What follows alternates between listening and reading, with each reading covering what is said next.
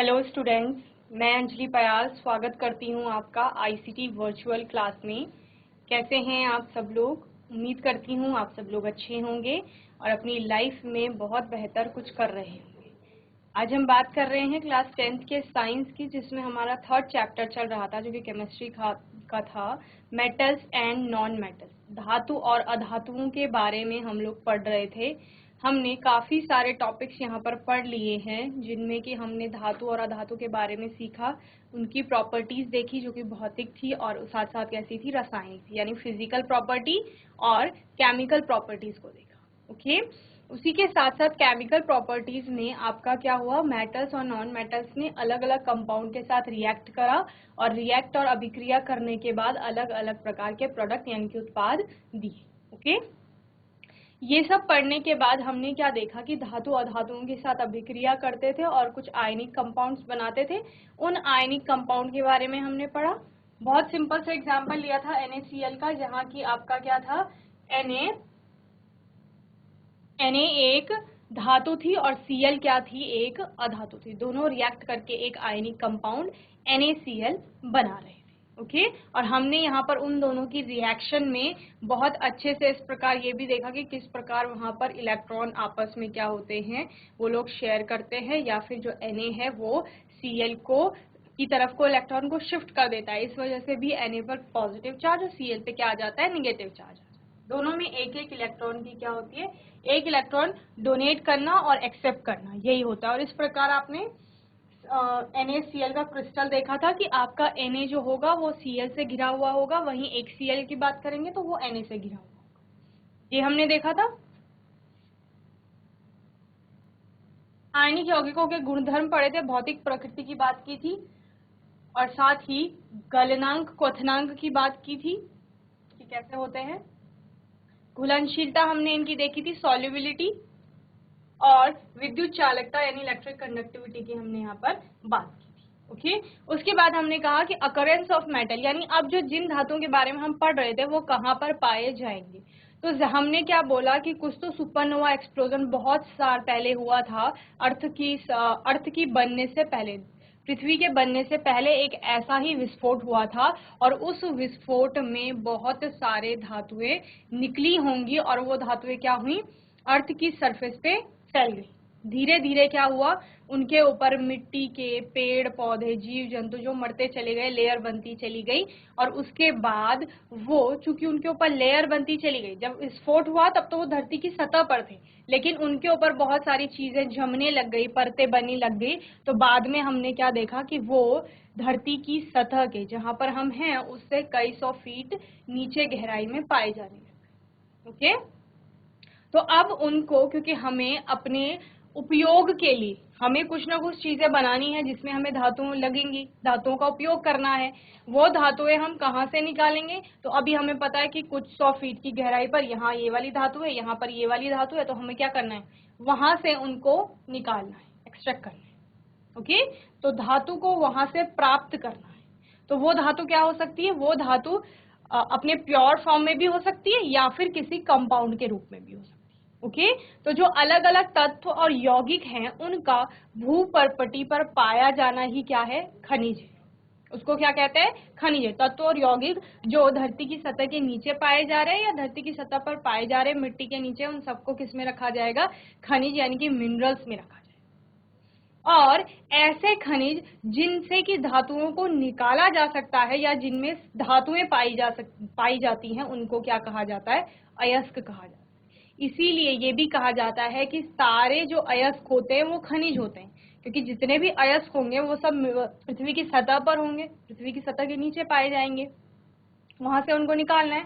लेकिन जो सारे खनिज होते हैं वो जरूरी नहीं है अयस्क, यानी कि अयस्क तो वो है जिसमें धातु है।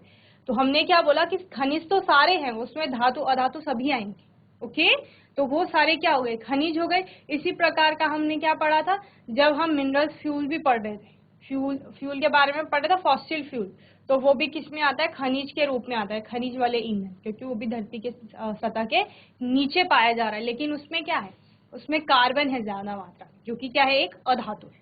तो उसको आप अयस्क नहीं कहेंगे। समझ रहे हैं?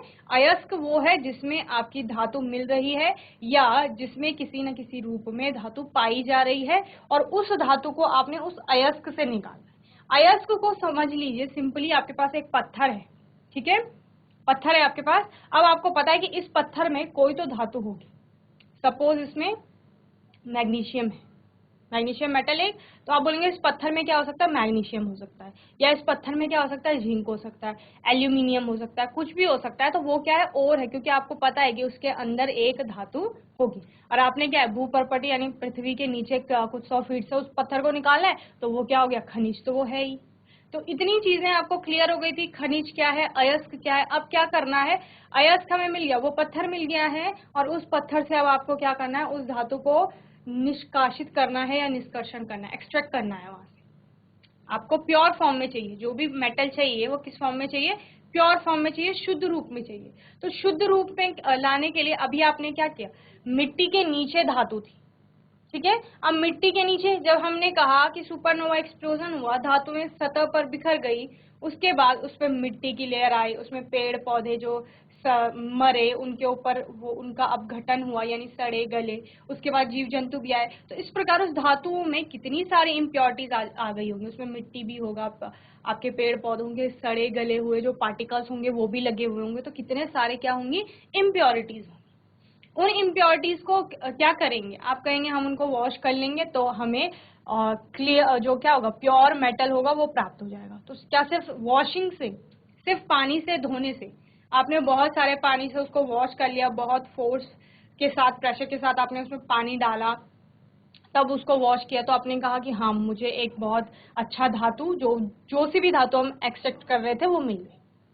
तो ऐसा नहीं है, क्योंकि हो सकता है कुछ कुछ धातुएं आपको ऐसे करके प्राप्त हो रही हैं जो कि कैसी हैं, जब आप कहते हैं कि ये बहुत लेस रिएक्टिव है, जब ये रिएक्ट नहीं कर रही हैं तो ये लगभग प्योर फॉर्म में पाई जा रही हैं अर्थ पर, क्योंकि उन्होंने किसी भी अन्य धातु से रिएक्ट करके कोई अलग कंपाउंड नहीं बनाया। तो उनको आप सिंपल वॉशिंग से धो करके आप कह रहे हैं कि हाँ ये क्लियर हो रही है, फिर भी उसमें क्या होंगी, कुछ और इम्प्योरिटीज होंगी। उन मिट्टी, पत्तों के कण, उनके अलावा भी उसके अंदर और इम्प्योरिटीज होंगी जिनको क्या जरूरत है, अलग करने की जरूरत है। उसी प्रकार कुछ धातुएं क्या होती हैं जो कंपाउंड फॉर्म में ही नेचर में एग्जिस्ट करती हैं, यानी क्योंकि वो बहुत अभिक्रियाशील है। हमने सक्रियता श्रेणी देखी, उसमें देखे कि जो ऊपर की धातुएं हैं वो ज्यादा रिएक्टिव हैं, यानी कि वो नॉर्मल कंडीशन में भी रिएक्ट कर रही हैं, जैसे सोडियम हो गया, आपका पोटेशियम हो गया, ये सारी क्या है, ज्यादा रिएक्टिव धातुएं। ये यहाँ तक कि पानी के साथ भी रिएक्ट कर रही थी जब आग पकड़ रही थी, ओके। वहीं पर आपने और बहुत सी धातुएं देखी, जैसे एल्यूमिनियम हो गया, आपका कॉपर हो गया, ये सारी किसमें, आपके कंपाउंड के रूप में नेचर में एग्जिस्ट करेंगे। तो जब कंपाउंड के रूप में है, यानी एक पत्थर है उसमें कॉपर भी है और कोई चीज भी और भी है, कंपाउंड फॉर्म है, तो अब इसको सिंपल धोएंगे तो धोने से तो ऐसा नहीं होगा कि आपने फोर्सफुली उसमें पानी डाला, ठीक है, प्रेशर अप्लाई किया तो आपका कॉपर अलग निकल जाएगी और बाकी का जो कंपाउंड का पार्ट है वो अलग निकल जाएगा, ऐसा नहीं होगा, ठीक है। वहां पर आपको अलग अलग मेथड्स यूज करने पड़ेंगे, किसके लिए, उन धातुओं को उस ओर यानी कि अयस्क से, उस पत्थर से अलग करने के लिए, क्योंकि हमें धातु चाहिए, पत्थर का दूसरा पार्ट नहीं चाहिए हमें सिर्फ धातु चाहिए, हमें कॉपर चाहिए, कॉपर का हमें कोई भी बर्तन बनाना है सपोज, ठीक है। तो इतना वहां पर अब हम देखेंगे कि किस प्रकार अयस्कों को हम क्या करेंगे, अयस्कों से धातुओं को निष्कासित करेंगे। तो खनिज और अयस्क आपके समझ में आ गए थे आपको।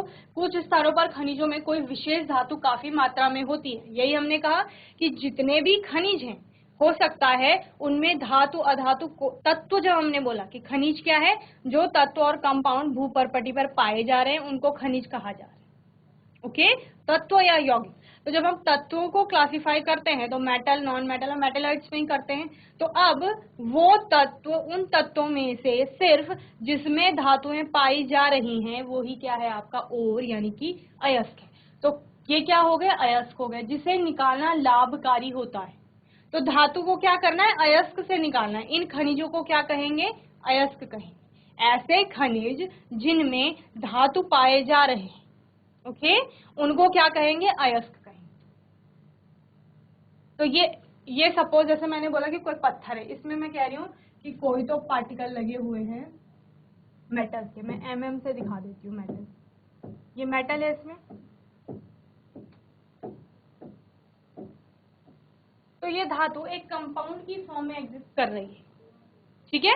कंपाउंड की फॉर्म में एग्जिस्ट करने का मतलब क्या है कि ये जो मेटल रही होगी ये ज्यादा रिएक्टिव रही होगी, इसने रिएक्ट करके ये एक नया प्रोडक्ट बना दिया है, ठीक है। अब इस मेटल को हमने इससे निकालना है, ठीक है, हमें सिर्फ ये वाला पार्ट चाहिए।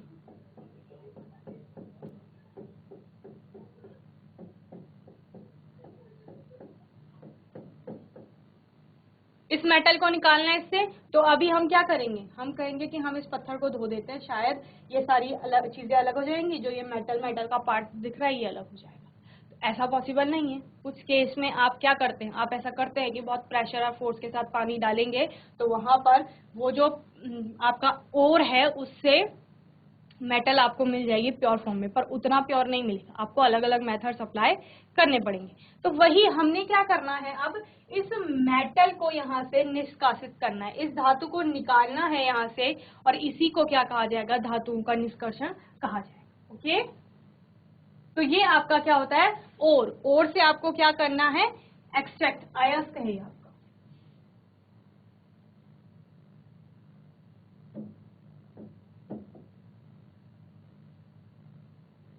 अयस्क, ठीक है। अब इस अयस्क से क्या करना है, अयस्क से आपको धातु प्राप्त करनी है, तो सबसे पहले क्या होगा, कंसंट्रेशन ऑफ ओर, यानी अयस्कों का सांद्रण किया जाए।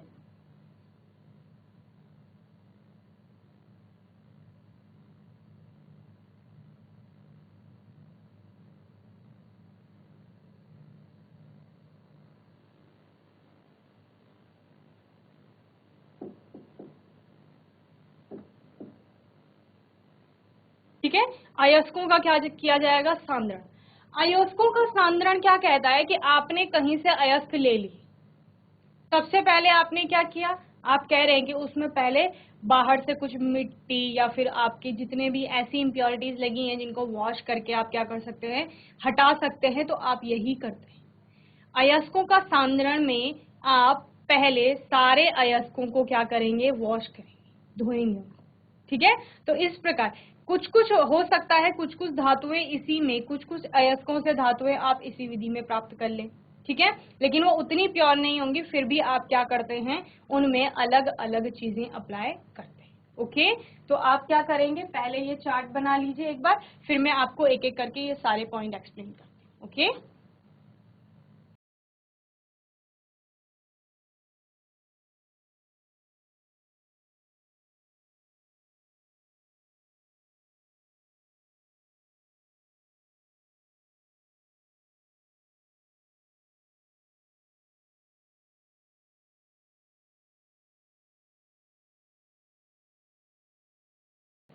अयस्कों का सांद्रण जो है, ठीक है, अयस्कों का सांद्रण या समृद्धिकरण भी इसे कहा जाता है, जो कंसंट्रेशन ऑफ ओर है, इसमें जो आपके क्या होंगी, जितनी भी गंदगी होगी उसको साफ किया जाता है इस विधि में।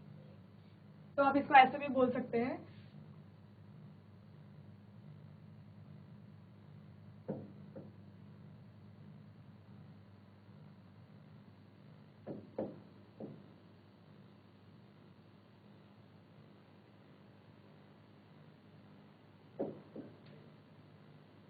गंदगी को साफ कर। अब वो गंदगी क्या हो सकती है, वो रेत, मिट्टी, धूल, कोई से कीचड़, कोई से भी काम हो सकता है उसके, ठीक है। यहाँ पर आप क्या बोलते हैं कि एक ऐसी प्रक्रिया जहां पर अयस्क से गैंग पार्टिकल्स को रिमूव किया जाता है, उसी को क्या कहा जाता है, कंसंट्रेशन ऑफ ओर। अब वो गैंग पार्टिकल्स क्या है, गैंग मैट्रिक्स भी उनको कहा जाता है, यानी वही जिसे हम यहाँ पर नॉर्मल लैंग्वेज में गंदगी कह रहे हैं, ठीक है, यानी कि अशुद्धियां। ओके,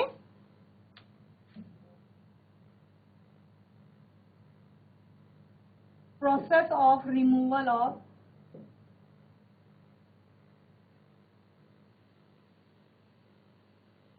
gang particles, और what is gang, गैंग क्या है, अशुद्धि है, और वो अशुद्धि किस रूप में है, आपकी रेत, मिट्टी, आदि इन सब कणों के रूप में। ओके, तो इतना आपको समझ में आ गया। क्या लिया? अयस्क लिया। अब उस अयस्क में बाहर से जो गंदगी होगी, वो गंदगी क्या हो सकता है? उसमें रेत के कण हो सकते हैं, उसमें मिट्टी हो सकती है, उसमें कुछ भी हो सकता है। तो उन सब को हम क्या करेंगे? रिमूव करेंगे, और removal of gangue particle from that ore is known as concentration of ore. Okay, उसी को क्या कहा जाएगा? अयस्कों का सांद्रण कहा जाएगा। कहीं कहीं पर उसको क्या कहते हैं? अयस्कों का समृद्धिकरण भी कहते हैं। ओके, साथ साथ नोट करेंगे, ठीक है। अभी आपने क्या कर लिया? जो आपको अयस्क मिला था उससे गैंग या मैट्रिक्स या जो अशुद्धि थी बाहर से लगी हुई, उसको साफ कर दी। अब आपको पता चलेगा कि उसमें कौन सी धातु हो सकती है। ठीक है, आपने अयस्क निकाला तो पहले आप ऐसे मशीन से पता करते हैं कि वो कौन से टाइप की धातु है। उस जो पत्थर आपने उठाया है, अयस्क मतलब वो पत्थर आपने लिया, ठीक है, उसमें आपको पता चलेगा कि इसमें कौन से प्रकार की धातु है, कौन सी धातु को आपने इससे निष्कासित करना है या आपने इससे निकालना है। तो क्योंकि आपने क्या पढ़ी है? सक्रियता श्रेणी पढ़ी है, जहां पर आपको पता है कि कौन सी धातु की सक्रियता कितनी है, कौन सी धातु कितनी अभिक्रियाशील है और कौन सी कितनी कम अभिक्रियाशील है। ओके, तो आप वहां पर देखते हैं कि जो कम क्रियाशील धातुएं होंगी उनका एक्सट्रैक्शन इजी होगा, क्योंकि वो जनरली प्योर फ्री स्टेट बोलेंगे, आप फ्री स्टेट में पाई जाएंगी। फ्री स्टेट का मतलब क्या है? किसी कंपाउंड के साथ नहीं होंगी, लेकिन कुछ ना कुछ इम्प्योरिटी उसमें होगी और वो इम्प्योरिटी दूर करना है। ऐसा नहीं है कि वो मेटल फ्री स्टेट में है। सपोज हम गोल्ड की बात कर रहे हैं, गोल्ड आपको कहीं पे मिल गया, फ्री स्टेट में है। अब आप बोलो कि मैं वहां पर जाता हूँ, मैं खुदाई करता हूँ, वहां से गोल्ड निकालते हैं और फिर गोल्ड घर लाके मैं अपने हिसाब से उससे ज्वेलरी बना दूँ, तो ऐसा नहीं है। वो गोल्ड फ्री स्टेट में है, किसी कंपाउंड की फॉर्म में नहीं है वहां पर, लेकिन उसमें इम्प्योरिटीज कुछ ना कुछ होंगी। उसको प्योरीफाई करने के लिए, उससे इम्प्योरिटीज दूर करने के लिए आपको अभी भी कुछ मेथड्स अपनाने पड़ेंगे। ओके, अब हम क्या बोल रहे हैं कि हमने ओर लिया, उसको हमने क्या कर दिया? उसका कंसंट्रेशन कर दिया, सांद्रण यानी समृद्धिकरण हमने कर दिया, उससे इम्प्योरिटीज ये वाली अलग कर दी। लेकिन उसमें कुछ और इम्प्योरिटीज भी हो सकती हैं जो सिर्फ वॉश करने से या सिर्फ कंसंट्रेशन में जो मेथड्स आएंगे उनको अप्लाई करने से या उनको अपनाने से दूर नहीं होंगी। फिर हम क्या करेंगे? फिर हम उस अयस्क को 3 कैटेगरी में से एक कैटेगरी में रखेंगे। अब 3 कैटेगरी कौन कौन सी है? 3 कैटेगरी कहती है आपकी, पहली है मेटल्स ऑफ हाई रिएक्टिविटी, यानी ज्यादा अभिक्रियाशील धातुएं। ओके, दूसरा आपका क्या है? मेटल्स ऑफ मीडियम रिएक्टिविटी, यानी मध्यम जिनकी अभिक्रियाशीलता है। और तीसरा है आपका metals of low reactivity. Okay, तो कितने? 3 प्रकार से आपने अब मेटल्स को देखा। जिस अयस्क को आपने लिया था, जिस पत्थर को लिया था ना, आपने क्या बोला? उसमें कौन सी धातु है? अब वो धातु कौन सी कैटेगरी में आती है? क्या वो हाईली रिएक्टिव है, क्या वो मीडियम रिएक्टिविटी की है, या वो लो रिएक्टिविटी की है? इन तीनों में से आप देखेंगे, इन तीनों में से जिस कैटेगरी का वो मेटल होगा, उस ओर को आप उस मेथड के थ्रू जा करके वहां से मेटल को एक्सट्रैक्ट करें। ओके, क्या निकालना है? अयस्क से धातु को निकालना है, ठीक है। अब धातु कौन से प्रकार की है इन तीनों में से, वो देखेंगे। सपोज आपने पत्थर उठाया, आपने बोला इसके अंदर क्या है? इसके अंदर, अच्छा यहाँ से तो हमें सोडियम मिल सकती है, तो सोडियम क्या है? High reactivity. तो मैं कौन सा मेथड यूज करूंगी? मैं ये वाला मेथड यूज करूंगी। क्यों? क्योंकि उसकी रिएक्टिविटी ज्यादा है। ओके, गोल्ड है, प्लेटिनम है, वो कैसे है? लो रिएक्टिविटी के। आपने बोला कि अच्छा मैंने जहां से निकाला है ये तो गोल्ड है, ये प्लेटिनम है, तो मैं इस वाली को फॉलो करूंगा क्योंकि ये लो रिएक्टिविटी में आ रहा है। ओके, तो इस प्रकार आप इन तीनों को देख करके, तीनों टाइप्स को देख करके फिर वो वाले मेथड्स क्या करेंगे? यूज करेंगे। उन विधियों से आप अयस्क से उस धातु को अलग करेंगे, सेपरेट करेंगे। ओके, तो पहला है आपका metal of high reactivity. Metal of high reactivity जो ज्यादा अभिक्रियाशील धातु है, वहां पर क्या होता है? पहला, इलेक्ट्रोलाइसिस ऑफ मोल्टन ओर, पिघले हुए ओर का इलेक्ट्रोलाइसिस किया जाता है और उसके बाद हमें क्या मिल जाता है? प्योर मेटल मिल जाता है, ठीक है। दूसरा कह रहे हैं मेटल ऑफ मीडियम रिएक्टिविटी, जो मध्यम अभिक्रियाशील धातु होती है, बीच की, ना बहुत ज्यादा रिएक्टिव होती है ना बहुत कम रिएक्टिव होती है। उनमें क्या करते हैं? उनमें 2 तरह के आपके पाए जाते हैं। एक आपके कार्बोनेट के ओर होंगे, ठीक है, जो आपकी धातु होगी वो कार्बोनेट के फॉर्म में होगी, और दूसरा होगा सल्फाइड के फॉर्म में। ओके, तो जो कार्बोनेट के होंगे उनका होगा कैल्सिनेशन किया जाएगा, और जो आपके सल्फाइड के होंगे उनकी रोस्टिंग की जाएगी। कार्बोनेट और ओर, अभी आपने क्या कहा, ये मेटल जो आपको ओर मिला था उसको आपने वॉश कर लिया, वॉश करने के बाद आपने देखा कि अच्छा ये वाली धातु तो क्या आएगी, मीडियम रिएक्टिविटी में आएगी। ओके, मीडियम रिएक्टिविटी में अब आप देखेंगे कि वो कार्बोनेट की फॉर्म में है या सल्फाइड की फॉर्म में।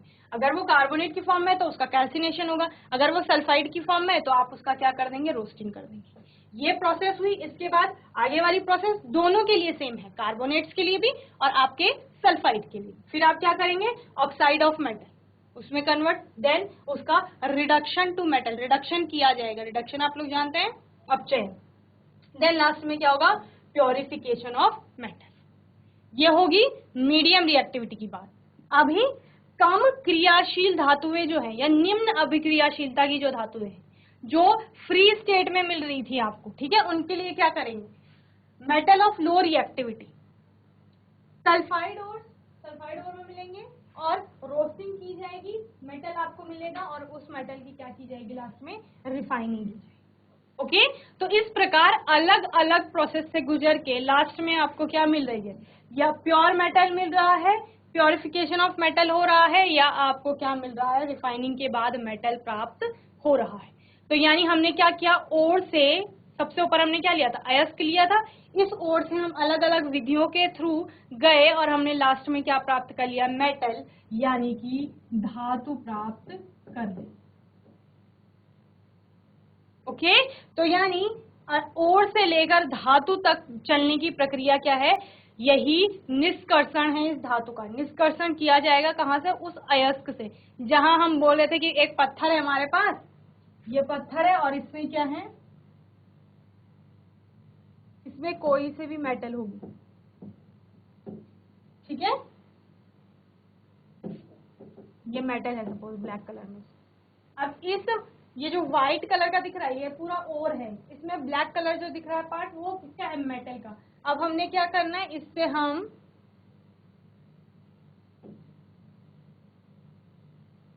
इस मेटल को हमने प्राप्त कर लिया है, यही क्या है, निष्कर्षण है यानी कि एक्सट्रैक्शन। ओके, तो इतना आपको होपफुली समझ में आ गया होगा। एक एक करके हम तीनों टाइप के मेटल्स की को देखेंगे और हम देखेंगे किस प्रकार उनको एक्सट्रैक्ट किया जाएगा ओर से। ओके, जल्दी से इसे नोट करेंगे फिर आगे चलेंगे।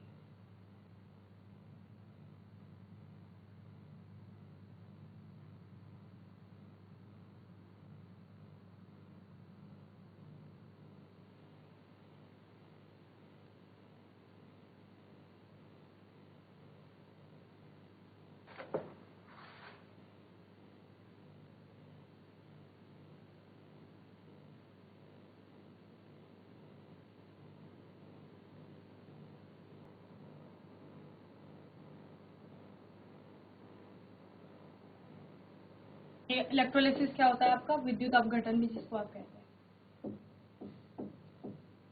ये सारी विधियां भी आप पढ़ेंगे एक एक करके, ठीक है। तो इतना आपको होपफुली समझ में आ गया होगा क्या किया था।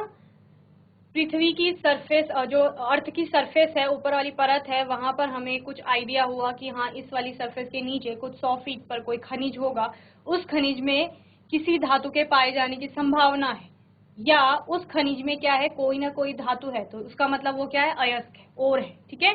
अभी उस अयस्क से क्या निकालना है, इस धातु को निकालना है, जो धातु हमें चाहिए।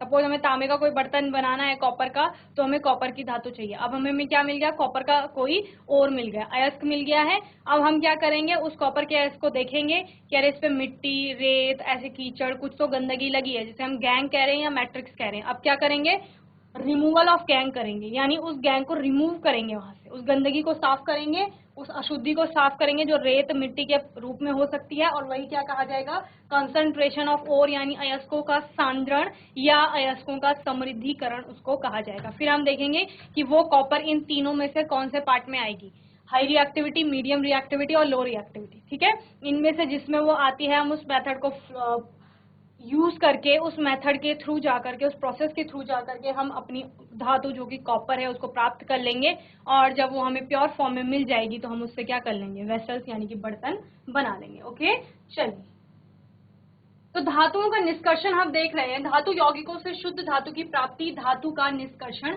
कहलाती है। ठीक है, धातु के यौगिक से, धातु की यौगिक क्या है, उसका अयस्क, इसको हम अयस्क कह रहे हैं। ठीक है, तो कहीं कहीं पर धातु का यौगिक भी कहा जाएगा, तो आपको कंफ्यूज नहीं होना है। हम क्या बोल रहे हैं, हाई रिएक्टिविटी की धातु है, मीडियम रिएक्टिविटी की धातु है, यानी मेटल है, वो क्या कर रही है, ज्यादा अभिक्रियाशील, कम अभिक्रियाशील है, उस केस में वो एनवायरमेंट में पड़ी हुई है, एनवायरमेंट में बहुत सारी चीजें हैं हमारे वातावरण में, वो किसी भी चीज से रिएक्ट करके अपना एक कंपाउंड बना रही है। जब अभिक्रिया होगी दो चीजों के बीच तो प्रोडक्ट बनता ही है उत्पाद, तो वो उत्पाद इस यौगिक की बात है, यानी वो क्या है, एक अयस्क है। ठीक है, तो ये अयस्क जो है, इससे शुद्ध धातु यानी प्योर मेटल को जब आप क्या कर रहे हैं, एक्सट्रैक्ट कर रहे हैं, निष्कर्षण हो रहा है, उसका निकाल रहे हैं, प्राप्ति जिसे कह रहे हैं, तो उसी को क्या कहा जा रहा है, धातु का निष्कर्षण कहा जा रहा है। ओके, कुछ धातुएं भूपटल में स्वतंत्र अवस्था, जिसे हम क्या कह रहे हैं, फ्री स्टेट में पाई जाती हैं, तथा कुछ धातुएं अपने यौगिक यानी अयस्क और या जिसे हम क्या कह रहे हैं, कंपाउंड कह रहे हैं, उसके रूप में क्या होती है, मिलती है। ये हमें कहाँ से पता चलता है, सक्रियता श्रेणी, जो रिएक्टिविटी सीरीज आपने देखी है उसमें नीचे आने वाली धातुएं, जो रिएक्टिविटी सीरीज में सबसे नीचे पाई जाती है, जहां हम क्या कहते हैं, गोल्ड, सिल्वर, प्लेटिनम, ये सारी धातुएं हैं, ये सारी कैसी होती हैं, कम अभिक्रियाशील, यानी कि लो रिएक्टिविटी।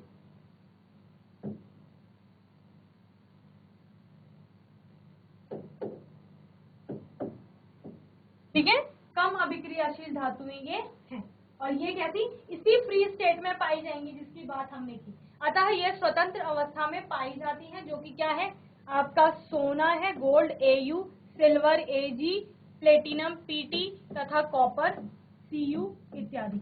ये सारी कैसी हैं, आपकी सक्रियता श्रेणी में नीचे आने वाली धातुएं हैं, जिनको क्या कहा जाता है, लो रिएक्टिविटी की या कम अभिक्रियाशील धातु भी कहा जाता है। ओके, वहीं पर कॉपर एवं सिल्वर अपने सल्फाइड ऑक्साइड के अयस्क के रूप में संयुक्त अवस्था में भी पाए जाते हैं, और कॉपर और जो सिल्वर है आपका, वो किसके रूप में, सल्फाइड के रूप में या ऑक्साइड के रूप में। इसीलिए हमने क्या बोला, जब हम लो रिएक्टिविटी वाला पढ़ रहे थे, आपको याद होगा, यहाँ पर लो रिएक्टिविटी, तो हमने यहाँ पर क्या लिखा, सल्फाइड ओर्स भी लिया।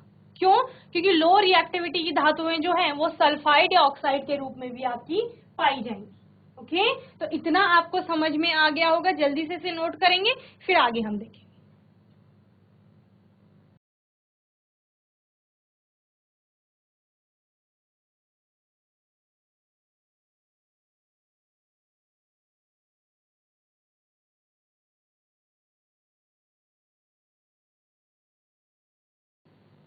सक्रियता श्रेणी में सबसे ऊपर की धातुएं potassium, sodium, calcium, magnesium, aluminium अत्यधिक क्रियाशील, मोस्ट रिएक्टिव, जिन्हें आप पहले कहते थे, या फिर क्या कहते हैं, मेटल विद हाई रिएक्टिव।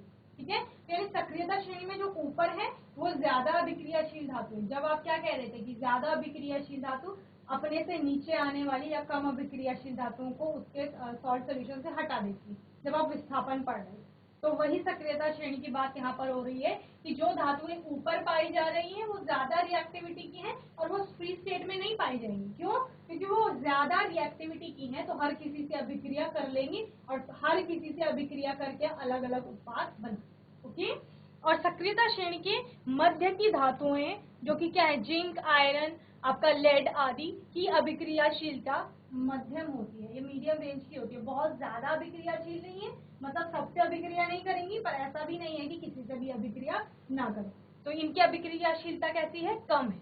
ये ऑक्साइड, सल्फाइड या कार्बोनेट के रूप में पाई जाती है। इसीलिए हमने क्या बोला कि जब उनका क्या हो गया, और का आपका सांद्रण हो गया, यानी कंसंट्रेशन हो गया, उसके बाद जो मेटल ऑफ मीडियम रिएक्टिविटी हमने लिया, उनको हमने दो तरह से बांटा, एक कार्बोनेट, एक सल्फर। ओके, वहां पर आपका कार्बोनेट जो थे उनका क्या किया गया, आपने कैल्सिनेशन किया, वही जो सल्फाइड थे उनका क्या किया गया, रोस्टिंग। ठीक है, फिर आगे के जो मेथड थे वो सेम थे। अनेक धातुओं के अयस्क ऑक्साइड होते हैं, इसका कारण ऑक्सीजन की अत्यधिक अभिक्रियाशीलता तथा पृथ्वी पर इसका प्रचुर मात्रा में पाया जाना है। ठीक है, अनेक धातुएं यानी बहुत सारी धातुएं ऐसी हैं जो ऑक्साइड के रूप में ही पाई जाती है। ठीक है, ऑक्साइड के रूप में पाई जाएंगी, इसका मतलब है कि ऑक्सीजन ज्यादा अभिक्रियाशील है या ऑक्सीजन से ये बहुत अच्छे से अभिक्रिया कर लेते हैं। ओके, और वहीं पर क्योंकि पृथ्वी पर इसकी मात्रा भी प्रचुर है, ऑक्सीजन मिलती है, तो इसीलिए आपको ऑक्साइड के रूप में ज्यादातर धातुएं मिलेंगी। तत्वों के उनके अयस्कों से निष्कर्षण की प्रक्रिया धातु कर्म कहलाती है। इसको क्या कहते हैं? धातु कर्म यानी मेटलर्जी भी इसको कहते हैं। ठीक है, इस प्रकार अभिक्रियाशीलता के आधार पर हम धातुओं को निम्न 3 वर्गों में विभाजित करते हैं या वर्गीकृत कर सकते हैं। पहला क्या है? निम्न अभिक्रियाशील धातुएं यानी मेटल विद लो रिएक्टिविटी, मध्यम अभिक्रियाशील धातुएं यानी मेटल विद मीडियम रिएक्टिविटी, उच्च अभिक्रियाशील धातुएं यानी metal with high reactivity. Okay, तो क्या समझ में आया? अयस्कों का या तत्वों के उनके अयस्कों का जो निष्कर्षण है, यानी जितना हम किसी एलिमेंट को या किसी धातु को कहाँ से उसके ओर से एक्सट्रैक्ट कर रहे हैं, इस प्रक्रिया को क्या कहा जाता है? धातु कर्म यानी मेटलर्जी कहा जाता है। आगे जाके ये पूरा एक सब्जेक्ट बन जाता है वास्ट। ठीक है, मेटलर्जी। अभी सिर्फ आपके पास एक छोटा सा टॉपिक है मेटलर्जी। अगर मेटलर्जी पूछा जाता है तो मेटलर्जी क्या है कि किसी भी तत्व को या धातु को उसके अयस्क से निकालना यानी निष्कर्षित करना की प्रक्रिया ही क्या है? मेटलर्जी यानी कि धातु कर्म है। और आप धातुओं को 3 वर्गों में विभाजित करेंगे और इन्हीं वर्गों में विभाजित करने के बाद आप क्या देखेंगे कि किस धातु को, किस वर्ग की धातु को आप कैसे क्या करेंगे? एक्सट्रैक्ट करेंगे। ओके, तो होपफुली आपको इतना समझ में आ गया होगा। यहाँ आपने कहाँ तक पढ़ लिया है? इस स्टेज तक हम लोगों ने पढ़ लिया है, जहाँ हमने 3 रूपों में उनको विभाजित कर लिया है। बाकी का आने वाला जो पार्ट है एक्सट्रैक्शन, जिसमें अब होगा धातुओं का, वो हम आने वाली क्लासेस में पढ़ेंगे। तब तक आपको इनको अच्छे से क्या करना है? रिवाइज करना है। ओके, कोई क्वेश्चन होगा, डाउट होगा तो आने वाले सेशंस में आप लोग पूछ लेंगे। ओके, आज के सेशन में हमने क्या पढ़ा? अयस्क पढ़ा, खनिज पढ़ा, उस अयस्क से धातु को निकाला और धातु को निकालने के लिए सबसे पहले उसको सफाई करेंगे उसकी, जिसको हमने क्या बोला कि अयस्क का सांद्रण यानी गैंग जो है, मैट्रिक्स जो है, उसको अलग करना है ओर से। ओके, और वहीं पर हमने क्या बोला? 3 तरह से अब उस अयस्क में जो पाई जा रही है धातु, उसको हम विभाजित कर देंगे। वो 3 रूप ये। तो होपफुली आज का सेशन आपको अच्छे से समझ में आया होगा और आईसीटी वर्चुअल क्लास से जुड़ने के लिए धन्यवाद।